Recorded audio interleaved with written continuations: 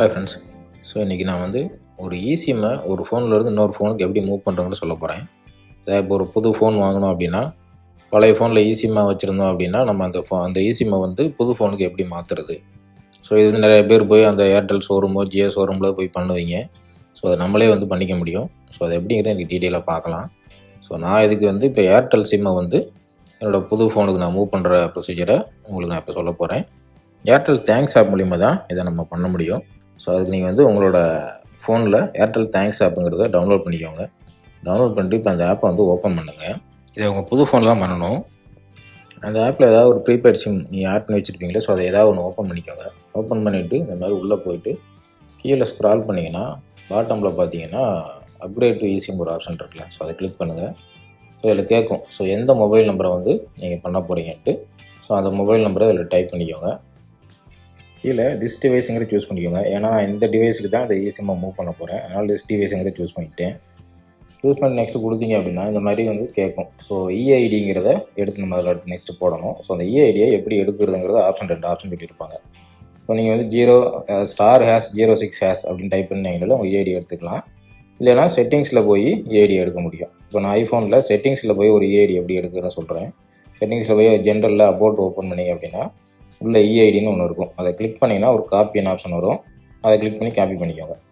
Copy பண்ணிவிட்டு இப்போ போய் அந்த இஐடியை அந்த ஆப்பில் பேஸ்ட் பண்ணிடுங்க. பேஸ்ட் பண்ணிவிட்டு கெட் ஈசிஎம் வயா ஓடிபிங்கிறத கொடுங்க. ஸோ ஒரு ஓடிபி வந்து உங்களுக்கு ரிசீவ் ஆகும். ஸோ அந்த ஓடிபி நீங்கள் கரண்டாக அந்த சிம்மை எந்த டிவைஸில் போட்டிங்களோ அங்கே தான் வரும். ஸோ அந்த ஓடிபியை பார்த்து இங்கே டைப் பண்ணிக்கோங்க. டைப் பண்ணிவிட்டு ப்ரொசீட் கொடுங்க. கொடுத்தோடனே இந்த மாதிரி கேட்கும். ஸோ ஒரு இன்ஸ்ட்ரக்ஷன் கொடுத்துருப்பாங்க. அதாவது இந்த டிவைஸ் வந்து இன்டர்நெட்டில் கனெக்ட் ஆகிருக்கணும். அதாவது வைஃபை ஏதாவது நீங்கள் வைஃபை கனெக்ட் பண்ணணும், இல்லைனா ஹாட்ஸ்பாட்டில் கனெக்ட் பண்ணணும்.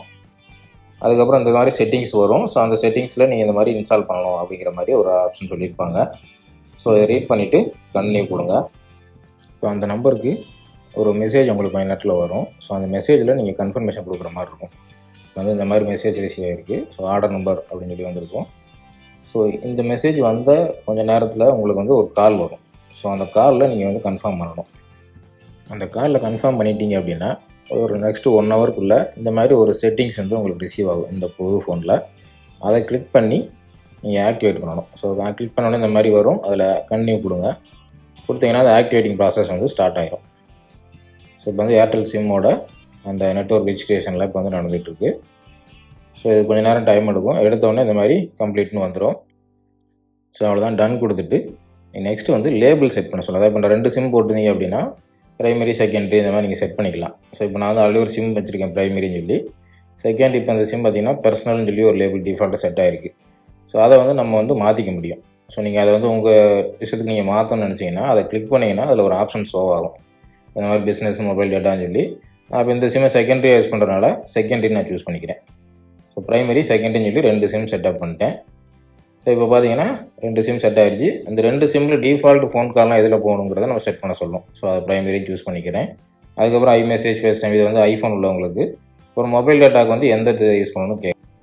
அவ்வளோதான் ஃப்ரெண்ட்ஸ், சிம் வந்து மூவ் ஆகிடுச்சு. ஸோ நெக்ஸ்ட் 24 ஹவர்ஸ் உங்களுக்கு எந்த மெசேஜுமே வராது. இது எல்லாமே ஒரு 1 ஹவர்லேயே முடிச்சிடலாம் ஃப்ரெண்ட்ஸ். சிம்பிளான ப்ராசஸ் தான். ஸோ ட்ரை பண்ணி பாருங்கள். தேங்க்யூ.